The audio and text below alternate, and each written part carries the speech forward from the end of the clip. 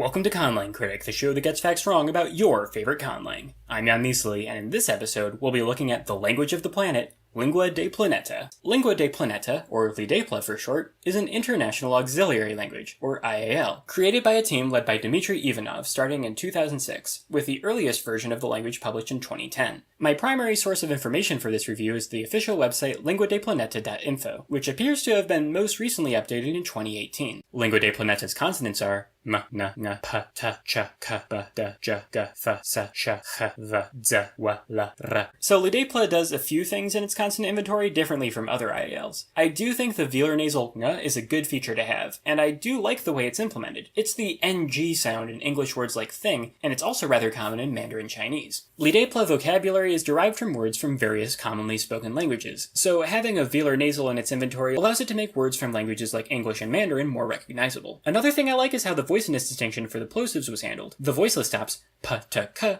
are all phonemically aspirated. Aspiration is essentially when you exhale a little bit after a consonant is released. Most major languages have at least two sets of plosives. Languages like French distinguish between stops with voicedness, with all stops being unaspirated. Languages like Mandarin distinguish between stops with aspiration, with all stops being unvoiced. Languages like Hindi distinguish between voicedness and aspiration separately. And then there's languages like English, which distinguish between their two stop series with a combination of voicedness and aspiration. Voiceless stops in English, like in LIDEPLA, are both voiceless and aspirated. This is easiest to notice by pointing out a context in English where they are not aspirated. The K in ki is aspirated, but the K in ski is unaspirated. The reason LIDEPLA copies English in this way is that it works as a compromise between the different systems. When listening to someone speak LIDEPLA, speakers of languages like French can easily pick out the voicedness distinction, while speakers of languages like Mandarin can easily pick out the aspiration distinction, the whatever rhotic. The letter R is strange. It's pronounced in a very wide variety of ways with very little actually connecting them. Nonetheless, most major languages have some sort of R sound. As a result, it's common for IALs to recommend that people learning the language just pronounce the letter R however they're used to pronouncing it in their native language. LIDEPLA goes one step further by not even recommending any specific pronunciation as the default. I pronounce it like a trill, r, when I was reading the chart, but following the actual recommendations, I probably should pronounce it as an Englishy approximant, r, since that's what I'm most comfortable with. The problem with the whatever rhotic is that this wide variety of ways one letter can be pronounced means that it's likely to at least sometimes be indistinguishable from at least one other phoneme. There are a few more things worth addressing, which I think are best incorporated into what's the most commonly spoken language whose consonant inventory is incompatible with that of this particular international auxiliary language. The show that exists to draw out the already bloated phonology segments of Conlang Critic episodes to be even more unnecessarily long than they were before. And now, here's your lovely host, list of languages by total number of speakers from Wikipedia, a free encyclopedia. Welcome, Lingua de Planeta. It's great to have you here on the show. I am talking to a language right now. If you don't know how this game works, the rules are very simple. I'll be going through the consonant inventories of the most common languages and seeing how they compare to your consonant inventory. For it to count as compatible, the natural language's inventory must have at least one consonant that can directly correspond to each consonant in your inventory, within a fairly forgiving amount of acceptable variation. All I am concerned with here is the consonant inventory itself, so I won't be looking at vowels or phonotactics. If a language's inventory is not compatible, that means that for monolingual speakers of that language to learn to speak LIDEPLA, they'll need to teach themselves how to learn to pronounce at least one new unfamiliar consonant, something that puts them at a distinct disadvantage before they've begun learning anything. So, Lingua de Planeta, are you ready to play? What's the most commonly spoken language whose consonant inventory is incompatible with that of this particular international auxiliary language? English. 1.27 billion speakers. The velar fricative h can be pronounced as a more familiar glottal h. The rhotic is an approximant, and the voiced alveolar affricate z, if it can be considered a problem at all, can be pronounced as a fricative z instead. Fully compatible. Mandarin Chinese. 1.12 billion speakers. The voicedness distinction can easily become an aspiration distinction, and the post-alveolars and rhotic can all become retroflex. It almost gets there, however, the Mandarin consonant inventory has no approximation for LIDEPLA's voiced labiodental fricative. Sorry, LIDEPLA, but I'm afraid your inventory asks that Mandarin speakers learn to distinguish between f and v, which... Oh, what's that? Sorry, folks, but it appears that I've missed something. Yes, it's clearly spelled out right here in the LIDEPLA reference grammar. The phoneme v is free to be pronounced as w. Well, in that case, LIDEPLA is in fact compatible with Mandarin Chinese after all. Phew, that was a close one. Hindi.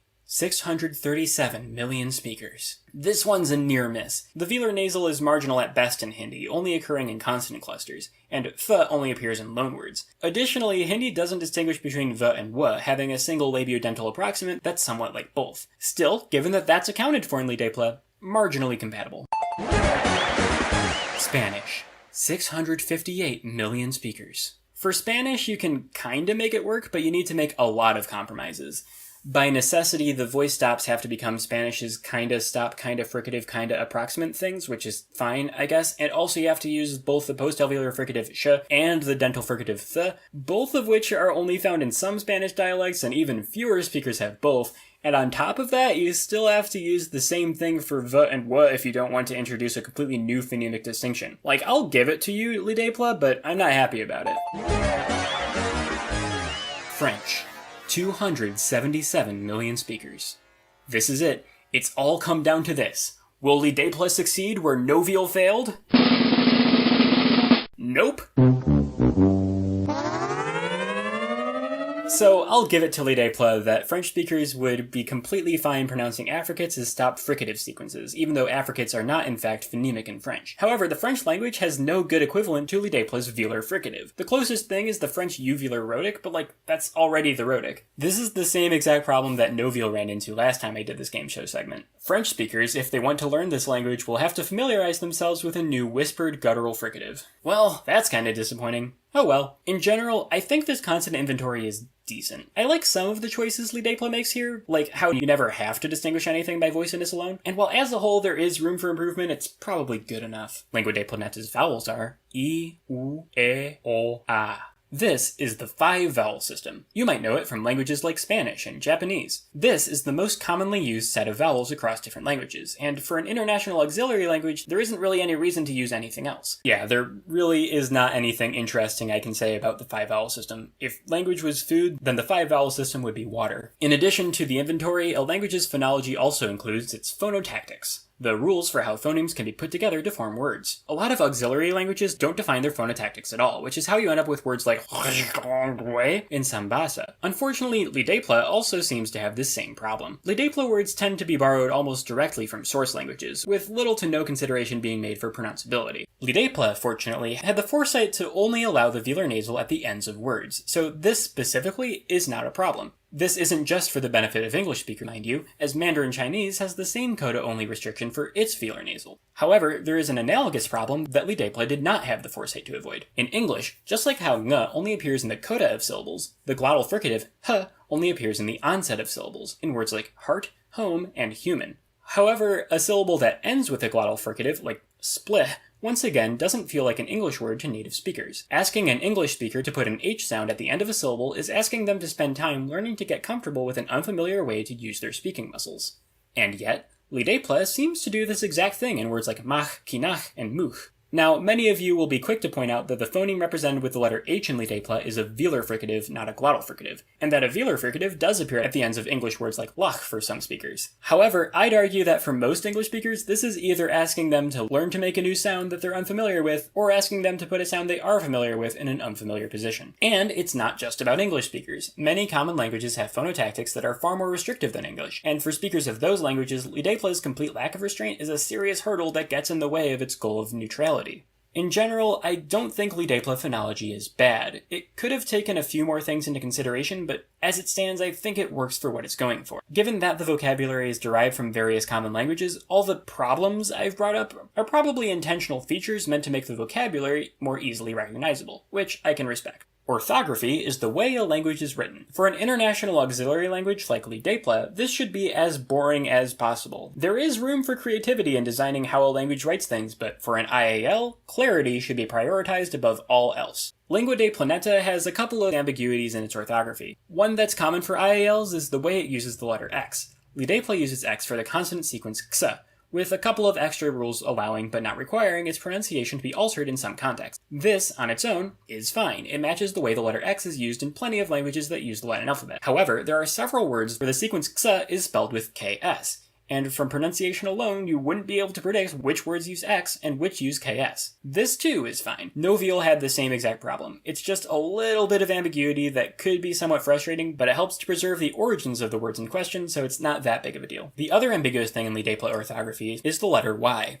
As you saw on the vowel chart, the vowel E can be written with either I or Y. Lidépla uses Y purely as an alternate way of writing E. Neither letter is ever used for the consonant y. I was prepared to point to this as another example of something that could be frustrating, but in the end helps make it more clear where words come from. But Lidépla actually uses Y in a way that's more clever and creative than that. But to explain it, I'll first need to talk about stress. In many languages, but not all, words with more than one syllable have at least one of their syllables emphasized more than the others. This is the stress syllable of that word. In English, stress is the difference between the words insight and incite. In Lidépla, stress is a phonemic feature, though I don't think there's any cases of it being the only difference between two words. Where the stress appears in a word is mostly predictable. The stress falls on the vowel before the final consonant in the word, with special cases made for a few specific suffixes and vowel sequence. However, there are exceptions, and these exceptions are marked in the orthography in a way that I think is kinda clever. See, whenever the stress appears somewhere that doesn't follow that pattern, the stress syllable is marked by doubling its vowel. So if café simply must have its second syllable stressed to be understood, this is indicated with a double E. Now, let's take the stress rules and apply them to a word like helium.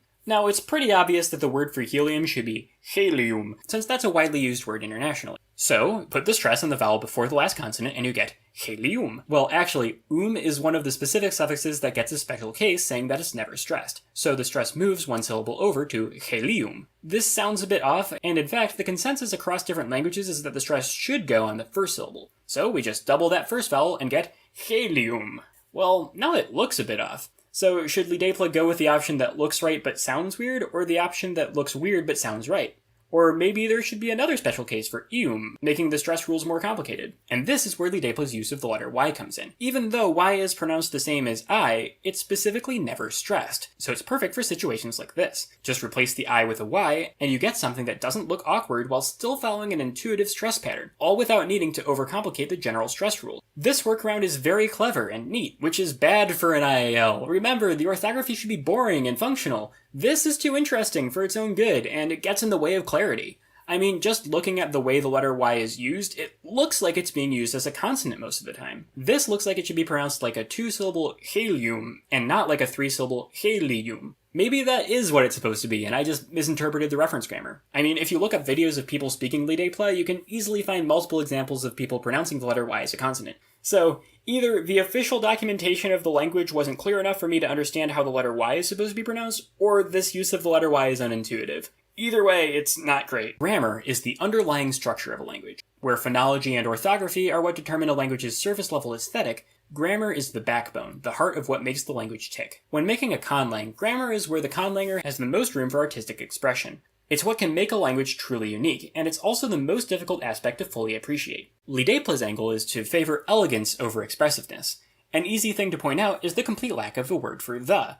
It's just not a thing that you can say. While in English you can make a meaningful distinction between the cats sleep and cats sleep, in Lidépla both sentences are translated as kotas somni.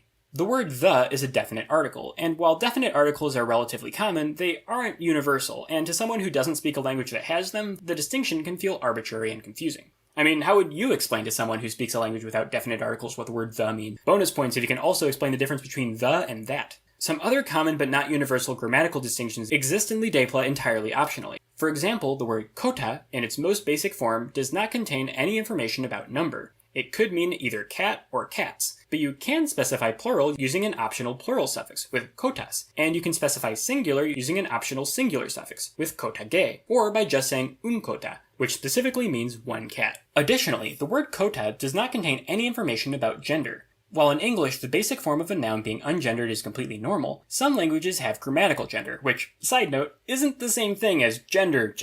Anyway, speakers of languages that have grammatical gender are used to always specifying the genders of animals in all contexts, the same way speakers of languages with grammatical number are used to always specifying whether or not there's more than one of something. So, if you want, Lidépla allows you to specify a female cat with kotina, or a male cat with koto. There are still some things that are perhaps more strict than the pure design philosophy should have led to. The personal pronouns in particular are somewhat arbitrarily more complex than necessary. The second person pronoun you, which means You is the only personal pronoun without grammatical number. First and third person pronouns distinguish between singular and plural with completely separate roots, which is weirdly inconsistent with how nouns work. I get how a first person distinction between me and us makes sense, but it makes much less sense in the third person. By the way, in addition to the third person singular li and the third person plural ta, there's a few extra third person singular pronouns with the specific gender and animacy meanings that English speakers are already familiar with. There's further special cases made for the personal pronouns dealing with their possessive form. You know, the thing English usually does with the apostrophe s suffix. In lidepla, there's an analogous ne suffix that's used for the possessive forms of most nouns, which can be applied to these personal pronouns, but then there's also separate words that you can use instead. I think the system as a whole is fine. It works, but it could have been more elegant than it actually is. Now, I'd like to discuss how verbs in lidepla work, but first there's something about this language that I haven't brought up yet. See, lidepla was heavily inspired by the Auxlang Novial. I made a video about Novial like a year ago, and while the languages do have many significant differences, the most clear and direct similarities between them can be found in their verbs. Now, if you've seen my video about Novial, you'll know that I think Novial's verbs are overly complex, so it'll be fun to see what changes lidepla makes to the system. Much like Novial, lidepla marks different tenses and aspects on verbs using a set of particles that go before verbs, with a handful of things that use suffixes. Unlike Novial, this system feels more refined and internally consistent. There's no doubling up with multiple verb forms with the same meaning. For example, in Novial, sal and ve are both used for the same future tense. They both mean the same thing. But in lidepla, ve is used for the general future tense, as in I will eat, and sal is used for the immediate future, as in I'm going to eat or I'm about to eat. While I do think there are still too many of these particles, it is generally easier to get a hang of how they work in lidepla than it is in Novial. I think the best change is in the meaning of the root form. In Novial, the basic form of a verb is used for the present tense, but in lidepla, the basic form of a verb contains no tense information. This little change makes it so that if you want, you don't have to worry about tense marking at all, which is a welcome feature. Lidepla's verb system connects directly with its word derivation system, the system used for making new words out of existing words. A common solution used in IALs is to have all words of a certain part of speech end with a specific letter. Then you can just swap out that one letter to derive new words. This was popularized by Esperanto, where nouns end with o and adjectives end with a. This sort of system works pretty good, with the only problem being the restriction it puts on vocabulary. Novial does a similar thing, but in a way that makes it easier to tell if a word is derived from another word or not. Lidepla, somewhat expectedly, is similar to Novial in this respect, using suffixes that clearly mark which words are not in their root form. In general, nouns in lidepla end with a, adjectives end with a, and verbs end with e, but there are exceptions to all three of these trends. So, unlike in a language like Esperanto, you can't necessarily determine what part of speech a given word is just by looking at it. You have to know what the word means first. However, as long as you are familiar with a word's root form, derivation is still relatively consistent. Take, for example, the process of turning a verb into a noun. Most verbs end with e. Replacing e with a will turn the verb into a noun. So, reflecti is reflect, and reflecta is reflection. But since not all verbs end with e, this doesn't always work. So for verbs that don't end with e, you suffix sa instead. So, John is know, and jansa is knowledge. Then in addition, there's other suffixes for different types of nouns that you could want to derive from a verb, summarized in this table. Now, while not being able to necessarily determine what part of speech a word is right away can make parsing text somewhat slower for beginners, it has the benefit of allowing words to be more recognizable. Lingua de Planeta is an a posteriori auxiliary language. That means that its vocabulary, the set of all words that can appear in the language, was based on existing natural language and not created from scratch. This is how most international auxiliary languages create their vocabulary, and it's for a good reason.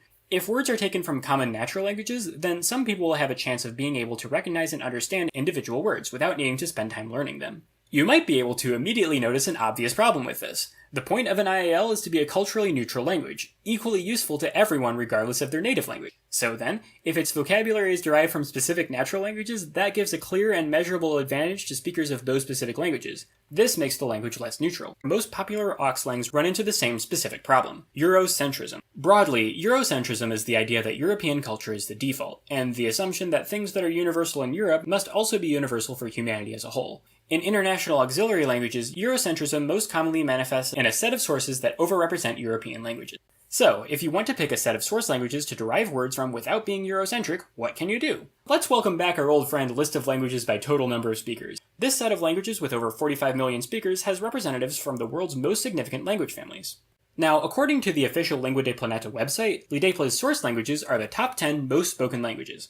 Of course, since the language started its development in 2006, we can probably expect that list to be slightly different from this one. So, Dimitri, what are your source languages? Well, there's 6 European languages: English, German, French, Spanish, Portuguese, and Italian. And then there's another 4 non-European languages: Chinese, Russian, Hindi, and Arabic. Huh!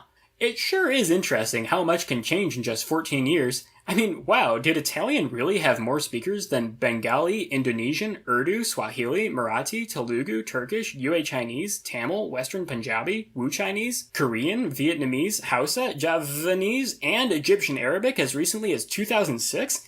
Why, that's literally unbelievable. Regardless of if these really were the 10 most spoken languages at the time or not, how representative of different language families are they collectively? Of these 10 source languages, 8 are Indo-European, of which there are 4 Romance languages, 2 Germanic languages, 1 Indo-Aryan language, and 1 Slavic language. The other 2 non-Indo-European languages consist of 1 Chinese language and 1 Semitic language. At the same time, massive language families like the Niger-Congo, Austronesian, and Dravidian families are completely unrepresented. But, to be fair to LIDEPLA, at the very least it does use its non-European sources. Mandarin and Arabic words make up a significant portion of the lexicon, which is more than I can say for the more explicitly Eurocentric Oxlings out there. Additionally, languages outside of the 10 sources weren't completely ignored, as they were used when determining which words are more internationally recognizable. There are even cases where there is no consensus among the source languages what a word should be, and so LIDEPLA uses a word from outside of its primary sources. In general, I'm impressed with how diverse LIDEPLA vocabulary is.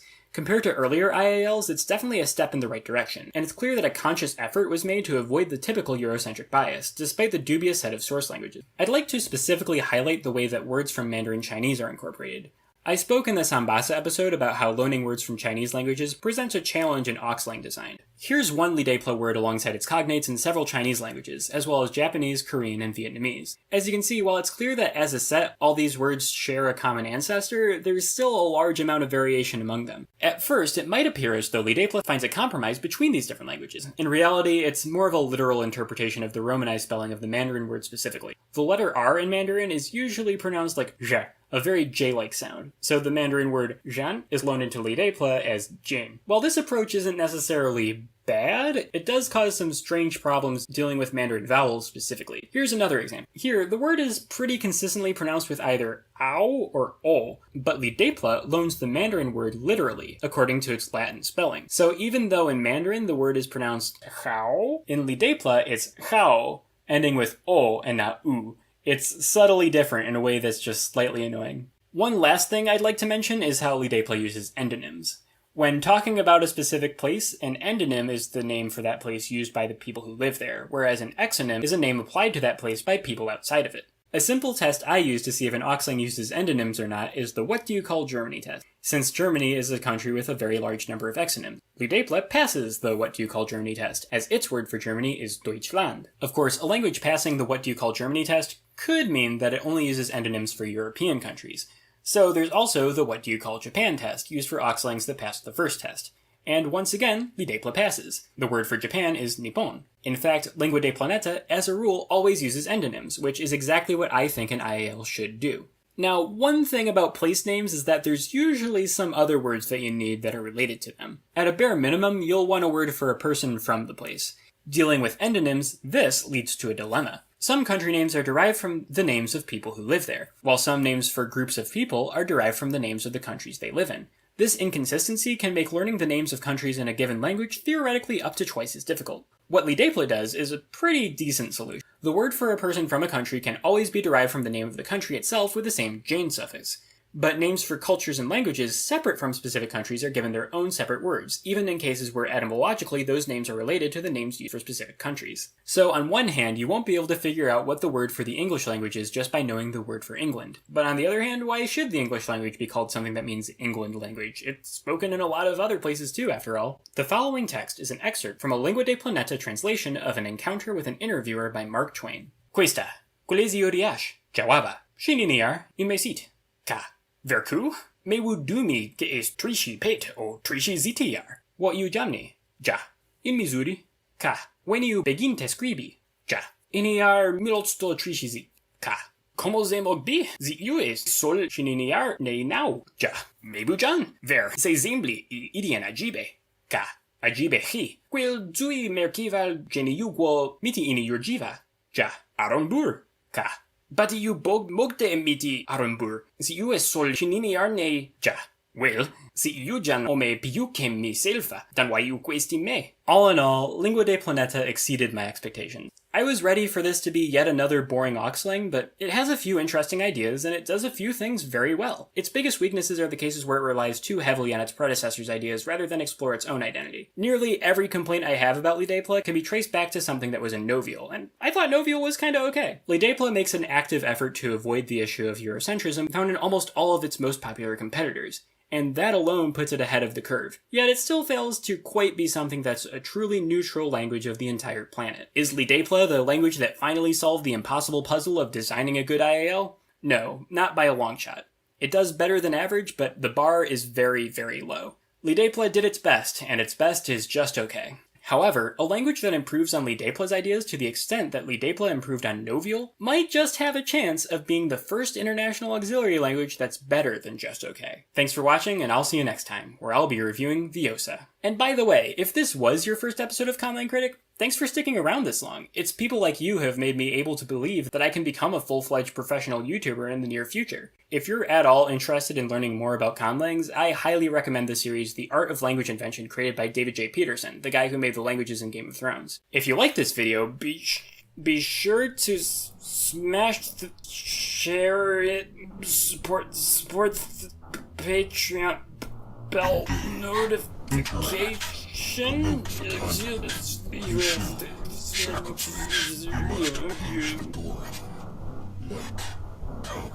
Subscribe, like, comment, subscribe, like, comment, subscribe. Black Gill.